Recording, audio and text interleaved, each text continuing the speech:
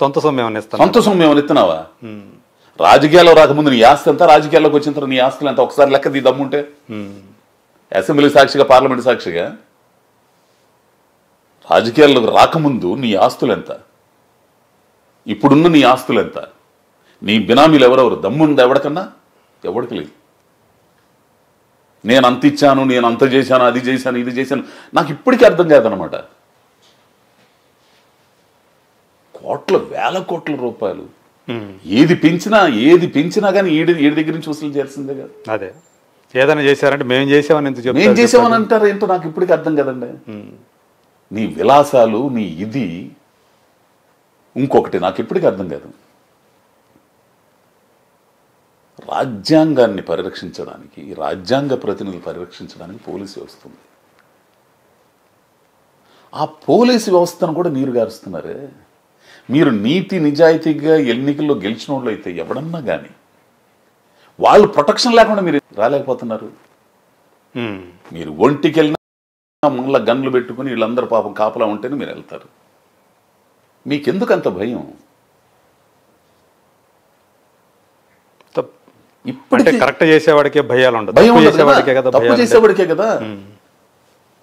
అతను ప్రజాప్రతినిధిగా నువ్వు ఎట్లాంటి వాడైనా సరే ప్రొటెక్షన్ ఇవ్వాల్సిన బాధ్యత ఉంటుంది. నువ్వు చెప్పచ్చు, నాకెందుకు నాయన, మీరు మీ పనులు మీరు చేసుకుంటారు అనొచ్చు కదా.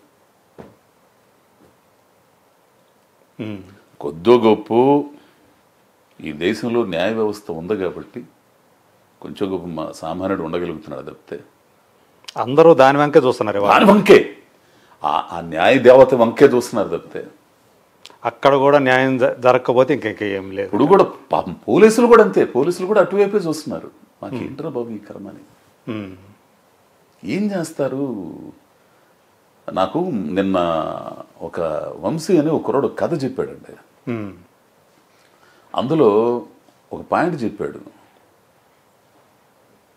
ఓ స్టేషన్కి సబ్ ఇన్స్పెక్టర్ వచ్చాడు, ఎస్ఐ వచ్చాడు. వాడిని అక్కడ ఉన్నోడు పంపించేశాడు. పాని అబ్బా, నువ్వు సంతకం పెడితే ఉంటావు, లేదంటే లేదు, రేపు ట్రాన్స్ఫర్ అయిపోతుంది పాని వెళ్ళిపోయాడు. నెక్స్ట్ వచ్చేవాడు కూడా అట్లానే చేసి పాని ఎంతమందిని మారుస్తాడు, ఎంతమందిని మారుస్తాడు? వాడు ఒక 5 ఏళ్ళు ఉంటే వాళ్ళు కమిటెడ్ గా ఉంటే పోలీసులు కనుక అవును ఈ జరగవు, వీళ్ళు చేయలేరు, వాళ్ళ చేత తప్పులు చేయించలేరు. సో ఏదైనా నీతి తర్వాత వాళ్ళకుండే ఇబ్బందులు వాళ్ళకుంటాయి. ఫాలో ది ఆర్డర్ అంతే, వాళ్ళు మనుషులే కదా. ఫాలో ది ఆర్డర్ అంతే, పై నుంచి నువ్వేం చెప్తే అది చేయాలి, తప్పదు. సో ఇవన్నీ చూస్తా బాధపడుతూ ఉన్నావు. ఇవన్నీ కూడా అంటే ఇదివరకు ఇలాంటి వాతావరణం ఎప్పుడన్నా కనిపించేదా నీకు? ఇంత దారుణంగా లేదబ్బా, ఇంత దారుణంగా లేదు. మీకు విషయం తెలుసు, నీకు తెలుసో లేదో, రాజకీయ నాయకులు అంటే మన చిన్నతనంలో కూడా ఒక వయసు ఉన్నోళ్ళు, ఒక పెద్దరికంతో ఉన్నోళ్ళు పంచగట్టు కట్టుకుని ఆయన ఎమ్మెల్యే, ఆయన ఇది అనుకునేవాళ్ళు. ఆ వయసు ఉన్నోడికి ఏంటి, జీవితం తెలుసు, సంసారం తెలుసు, కుటుంబం తెలుసు, బాధలు తెలుసు, ఉత్పత్తి ఎట్లా చేయాలి, సంసారంలో వచ్చే బాధలు ఏంటి, వాళ్ళని ఎట్లా పోషించుకుంటారు, వాళ్ళకి మార్గాలు ఏం చూపించాలి, పథకాలు ఏం పెట్టాలి, ఉత్పత్తి పెంచే మార్గాలు, ఇవన్నీ ఆలోచిస్తాడు, సమాజం గురించి ఆలోచిస్తాడు. సాధక బాధకాలని తెలుసుంటాయి కాబట్టి. ఇప్పుడేంటండి నాకేం అర్థం కాదు. ఇట్లా యూత్ యూత్ యూత్ అంటారు, యూత్ అంతా వచ్చి కూర్చుంటే సరిపోయిద్దా? మరి ఎందుకున్నాడు మోడీ గారు అంత ముసలోడు? ఆలోచన విధానం విశాలంగా ఆలోచించగలగాలి కదా.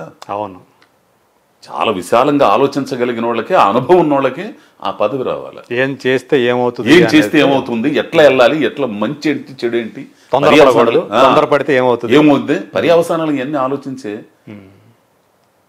కుర్రాళ్ళని తీసుకొచ్చి ఎందుకు పెట్టరండి? సో వీళ్ళు మాట్లాడుకునే భాష కూడా ఏంటి వ్యక్తిగతంగా ఎందుకండి అసలు? ఎవడైనా కానీ అవతలోడు కానీ యువతలోడు కానీ ఇప్పుడు రాజకీయానికి ఒక సిద్ధాంతం ఉంటుంది, ఒక ప్రాతిపదిక ఉంటుంది, ఇవన్నీ ఉంటాయి. నువ్వేం చేస్తున్నావు, నీ మేనిఫెస్టో ఏముంది, నీ రాజకీయ పార్టీ సిద్ధాంతాలు ఏంటి, అవి ప్రచారం చేసుకొని ఈ అధికారంలోకి రాగలిగితే మేము చేయగలుగుతాం అని నువ్వు చేసుకోవాలి. వ్యక్తిగతంగా అదిగా బూతులు తిట్టుకోవటం బా ఎక్కడ అంటే మామూలుగా ప్రేమగా తిట్టుకునే మామూలుగా అనుకునే వేరు, ఇక్కడ అసలు ఆ భాష వేరుగా ఉంటుంది. భాష ఎంత నీచంగా ఉందంటే అంత నీచంగా ఉంటుందండి. అంటే మార్పు వస్తుందని అనుకో. ఖచ్చితంగా వస్తుందబ్బా, రాకపోతే నాశనం ఏకనం.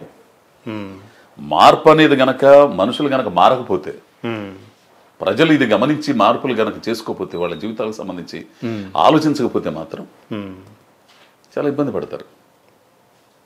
అది ఏ పార్టీ అన్నా కానీ కాక.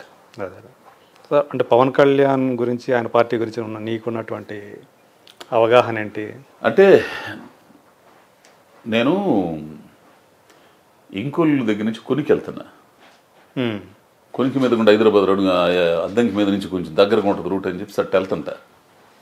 కొనికలో చూసే ఫస్ట్ టైం నేను జనసేన మేనిఫెస్టో అని చెప్పేసి ఒక్కొక్కటి రెడీ అమ్మ చాలా అద్భుతంగా ఉండే, ఇవన్నీ అద్భుతంగా ఉన్నాయి. ఈ జనంలోకి అంటే అందులో నేను బాగా అట్రాక్ట్ చేసినవి ఏంటి ఆ మేనిఫెస్టోలో? సమన్యాయం. ఓకే. ఏంది ఇవన్నీ బ్రహ్మాండంగా ఉన్నాయి, ఇవన్నీ కూడా కరెక్ట్గా చేస్తే ఇది బాగా మంచిగానే ఉంది. కమ్యూనిస్టు పార్టీ ప్రణాళిక దగ్గరగా ఉంది ఇవిడ ఇది. ఇవన్నీ బాగున్నాయి, వీటిలన్నిటినీ గ్రౌండ్ లెవెల్లోకి తీసుకెళ్ళాలిగా. అవును. కొన్ని పార్టీలు ఇప్పటికీ నిలబడి ఉన్నాయి అంటే, కమ్యూనిస్టు పార్టీలు నిలబడి ఉన్నాయి అంటే సీట్లు వస్తున్నాయా రావా అనేది పక్కన పెట్టండి. వాళ్ళకు ఉన్నారంటే ఒక గ్రౌండ్ లెవెల్ ఉంది, ఒక ఎర్రజెండాను చూడండి, ఒక నమ్మకం, ఒక ఇది. ఇప్పుడు మామూలు బుజ్జో పార్టీలో ఉన్నోళ్ళకి కూడా కమ్యూనిస్టులు ఉండాలని కోరుకుంటారు. ఓకే, ఉండాలని కోరుకుంటారు. వాళ్ళకి రేపు గవర్నమెంట్ మీద పోరాటం చేయడానికి కూడా ఏదైనా ఉద్యమాలు చేయాలన్నా కానీ, రేట్లు పెంచారు, ఆర్టీసీ పెంచారు, విద్యుత్ పెంచారని చేయాలని ఈ పార్టీలు చేయాలన్నా, ఈ బుజ్జో పార్టీలు చేయాలన్నా కానీ వీళ్ళు అండ కావాలా. వీళ్ళు ఎందుకంటే నిజంగా నిలబడి ఉంటారు కాబట్టి, పోలీసు వాళ్ళు తన్నులు తింటారు కాబట్టి.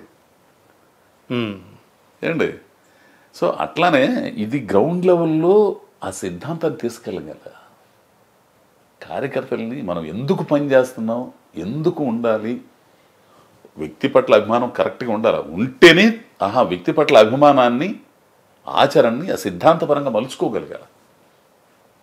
ఓకే, అది ఎక్కడో కొంచెం లోపెత్తుందేమో అనిపిస్తుంది ఒక్కొక్కటిలో. ఆ పార్టీలోనా? అంటే ఆ గ్రౌండ్ లెవెల్లో బాగా ప్రిపేర్డ్ అవ్వాలి. ఆయన అయితే చెబుతున్నాడు, మీరు ఏళ్ళ చప్పట్లు వేయటం కాదు, ఓట్లు ఏంట్రా బాబు. ఏంది ఊరు లేరు, ఆయన పని చేయాలి ఆడ, పని చేస్తేనే డబ్బులు, ఆ డబ్బులు తీసుకెళ్ళి ఖర్చులు పెట్టాలి ఆడ. ఏంది సొంత డబ్బులు ఖర్చులు పెట్టాలా? పాప ఆయన ఏమైనా మొత్తం వరి ఇంత కష్టపడుతున్నాడు. మనకి ఇది కూడా మనం రాజకీయంగా ఎదగాలి, అసలు ఎందుకు పని చేయాలి ఆయన దగ్గర, ఏ పార్టీ అయినా కానీ మనం ఎందుకు పని చేస్తున్నాం, అవసరం ఏంటి మనకి, మన పని మనం చేసుకోవచ్చు కదా. అసలు అంటే ఒక పార్టీలో అవకాశాలు లేక ఇంకో పార్టీలో చేరదాం, ఆ పార్టీలో చేరితే ఏమైనా బెనిఫిట్ కలుగుతుందేమో, ఈ రకంగా చేరతారు.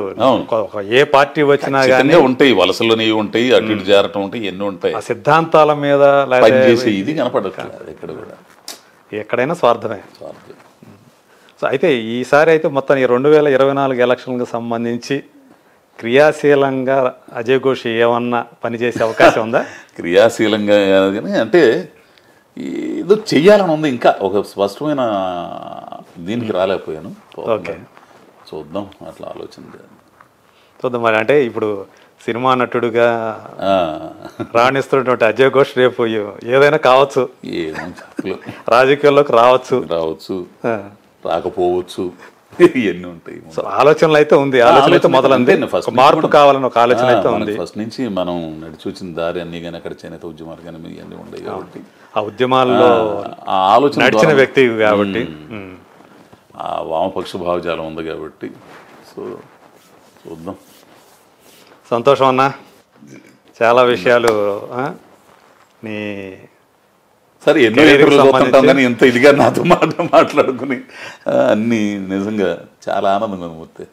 వృత్తిపరమైనటువంటి, వ్యక్తిగతమైనటువంటి, అట్లాగే నీ రాజకీయంగా, సామాజికంగా నీ భావాలు, అనుభవాలు ఇవన్నీ కూడా పంచుకున్నందుకు, మాతో ఎంతసేపు టైం వెచ్చించినందుకు thank you so much. Thank you.